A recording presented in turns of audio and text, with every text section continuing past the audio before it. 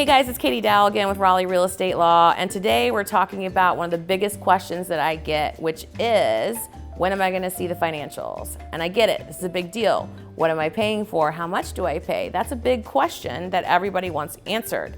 And here's my answer. If the buyer is using a loan and is using a lender, our office is going to wait to send estimated financials for everybody to review until the lender sends us their CD. So their closing disclosure. When the lender sends us their figures, we then have a whole picture estimated that we can put into our system and then send to you guys so that you can review and give your feedback, right? That can happen 3 days before closing, that can happen a week before closing, that can happen the morning of closing. That timeline varies. But if you don't get it from our office by a certain deadline, that's because we're waiting on that document and we can't provide estimated financials. So I get that question a lot. When are we going to see numbers? When are we going to see figures?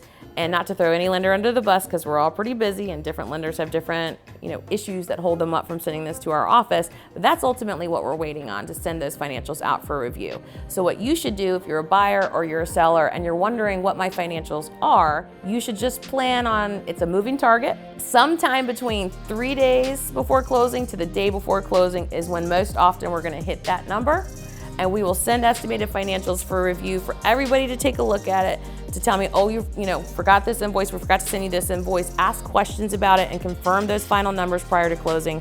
But it is going to be pretty much down to the wire, and that's just part of the process. So to answer that very common question about when am I going to see financials, how much am I going to have to bring to closing, the answer is it depends in a typical attorney way, but you should look for that email probably 3 to 1 business days prior to closing, and know that unfortunately the way these things work, it's going to be sort of down to the wire. This is Katie Dowell with Raleigh Real Estate Law. We'll see you next time.